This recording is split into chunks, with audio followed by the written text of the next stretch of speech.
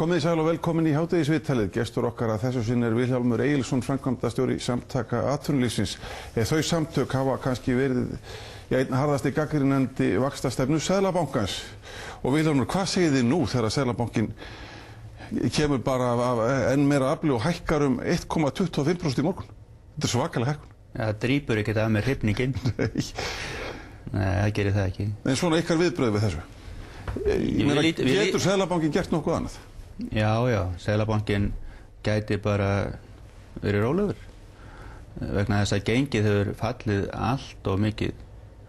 Og þetta gengið sem var komið núna fyrir helgina, það var bara jafn vitlaust hvað var lágt, eins og það var vitlaust hvað var hátt þegar vísitalan var 110. Og nú er verið á erlendu gjaldmiðlum samkvæmt 50% hærra en þá. Og það er orðið svo lágt gengið núna að það myndi alltaf hafa komið tilbaka, og þegar það verður svona lágt þá tekur það bara einhverjar vikur að jafna sig út.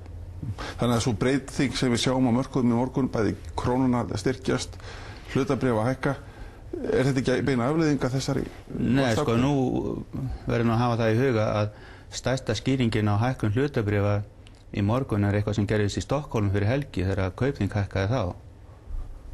Og síðan bara þegar gengið er orðið svona rosalega lágt að það myndi að kortið er hafa komið tilbaka. Sko, það er að sjá allan þennan vaxtahækkunar feril í einu samhengi frá 2004 þegar bankinn byrjaði að hækka vextina svona. Og þá voru þeir eitthvað vantarlega 5%. Nú síðan er þeir komnir núna í 15 og búið að breyta skilgreininguna, þannig að það væri sama skilgreiningin, þá voru vantarlega komnir í 16. En sko, hverju hefur þetta skilað í genginu og hverju þetta skilaði því að ná niður verðbólgunni? Og þegar spurningi stendur trúverðugleika Seðlabankans, þá eins og engum dettur neitt annað í hug heldur en að þurfa að hækka vextina ennþá meira. Þannig að ég er ekkert að kaupa þetta.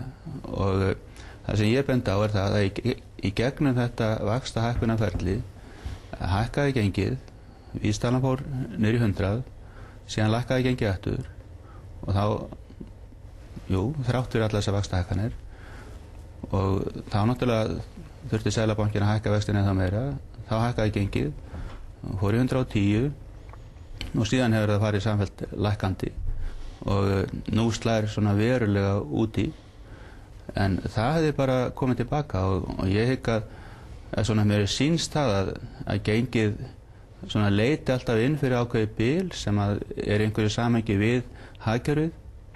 Þetta getur breyst svona eitthvað bara með því hvernig gengur í efnahagslífinu og fyrst og fremst eftir því hvernig gengur á fjármagnsmarkaðnum. En svona það sé eitthvað bil svona milli 120, 130, kannski aðeins upp fyrir það, sem að er svona eitthvað eðlilegt bil, og að þegar að gengi fer út fyrir þetta bil, vísitalan niður fyrir eða upp fyrir, að þá leitar hún inn í þetta bil aftur. Og nú Seðlabankinn hefur sagt að gengið væri svona eitt helsta miðlunartæki peningastefnunar fyrir utan langtímavexti á verðtryggðum lánum, og hvort þessara tækja er bara að virka. Þannig að ég tel að við séum bara komin hérna í algjöra sjálfheldu og í rauninni hafa þessi tilraun sem mann hafa talað að peningastefnan og þessi fljótandi gjaldmiðill væri, að sú tilraun væri bara komin á ákveðin endapunkt og ekki síst fyrir það bara hvernig þessu hefur verið stýrt. En er þessi hækkun í morgun þá bara della? Er hún ekki rökréttur samhengi við það sem bankinn er að gera í samræmi við stefnu bankans? Jú, hún er sko algjörlega í samræmi við stefnu bankans, en ég tel að hún sé algjörlega röng. Þannig að þetta eru bara mistök?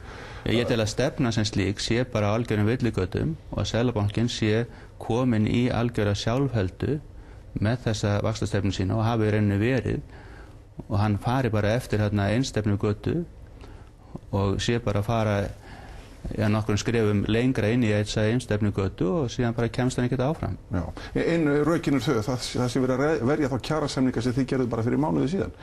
Ég meina, það stefndi hér í óða verðbólgu með gengisfallinu, það þarf að fá gengið tilbaka. Ekki bara Seðlabankinn einmitt að verja, það sem kannski mikilvægast að verja þessa kjarasamninga, verðbólgan fari ekki hérna til andskotans. Það sem ég að segja er að gengi krónunnar hefði komið tilbaka hvort þið var og mun koma tilbaka hvort sem vextirnir hjá Seðlabankanum eru 13,75 eða 15. Þegar að gengi verður svona vitlaust eins og var lágt, þá bara gerist eitthvað og það kemur tilbaka og það tekur bara nokkra vikur þegar það fer svona rosalega lágt niður, þá bara tilverið nokkrum vikum. Þessi ákvörðun breytir engu í morgun hjá Seðlabankanum? Nei, það sem ég held eins og er að sé jákvætt, sem að segja nú eitthvað jákvætt í það sem er að gerast, er það að ég tel að það sé mjög jákvætt að Seðlabankinn og ríkisstjórnin í sameiningu vinna því að bæta aðgengi bankakerfisins og fjármálakerfisins að fjármagni og þetta skuldatryggingar álag sem er á bönkunum er ekki neinu samræmi við þá áhættu sem er að þeirra rekstri og þeirra stöðu yfirleitt. En ég held líka að þessi staða sem bankarnir eru einmitt afleiðinga að því að það er búið að stimpla Ísland í hóp þessara hávaxta ríkja þar sem eru sífellt efnahagsleg vandamál og við getum borið okkur saman við Argentínu og slík lönd hvað þetta varðar. Þannig að ég held að þegar uppi staðið hafi þessi hávaxtastefna líka átt mikinn þátt í því að skapa þessi vandræði við fjármögnun bankana. En hvað gat Seðlabankinn annað gert? Ef þú hefði verið seðlabankastjóri, hvað hefðir þú gert? Ég er margbúinn að segja það hvað ég hefði gert og það hefði verið að fara ekki svona hátt með vextina. Að snúa tilbaka? Já. Þetta vekur náttúrulega spurningu, hefur þessi ákvörðun í dag, mun hún hafa slæm áhrif að þínu mati? Það held ég. Ég held að hann svona gerir bankanum ennþá síður kleift að lækka vextina og ég held að hún stimpli ennþá rækilegar inn það að þessi peningastefna er ekki að virka og að hún mun þyngja ennþá þá umræðu sem hefur verið í efnahagslífinu og atvinnulífinu stöðu krónunnar sem gjaldmiðils og það er ekkert leyndarmál að það hefur verið mikil umræða í gangi og það hefur borist fréttir af því sem eðlilegt er. Við höfum verið að segja frá því í samtökum atvinnulífsins að innan okkar samtaka hefur farið fram í að víðtæka umræða gjaldmiðilsmálið og stöðu krónunnar sem gjaldmiðils og þetta gerir ekkert annað en þyngja þá umræðu. Nei, samtök iðnaðarins hafa lýst þeirri skoðun sinni að það eigi að hefja aðildarviðræður Evrópusambandsaðild. Samtök atvinnulífsins eru klofin? Samtök atvinnulífsins hafa ekki verið aðilar beinir að umræðum það hvort að Ísland ætti að sækja aðild að Evrópusambandinu. Sú umræða hefur farið fram innan aðildarsamtakana en stjórn SA samþykkti það á sínum tíma fyrir haust að það yrði mikil umræða sett í gang gjaldmiðilsmál sem slíkt og svo umræða hefur verið í gangi innan okkar samtaki allan vetur og vonandi fyrir að koma einhver niðurstaða í hana. Þannig að í framhaldi því að þá fara menn að svona setja það niður hvort að staða innan okkar raða til þess að setja fram einhverja heildstæða stefnu í því máli. Ert þú sjálfur farin að svona sjá til lands í því? Já, ég er það alveg en ég held að sé ekki staður og stund til þess að úttala mig það fyrir en að það er búið að klára þeim máli innan okkar raða en það sem er að gerast núna, bæði það sem er að gerast á gjaldeyrismarkaðnum og hefur verið að gerast á og síðan þessi viðbrögð bankans gera ekkert annað heldur en að þyngja þessa umræðu. Þú ert í raun að segja þetta mun bara ýta undir og flýta þeirra ákvörðuna menn segir bara bless við krónuna, við höfum bara mist trúna á henni.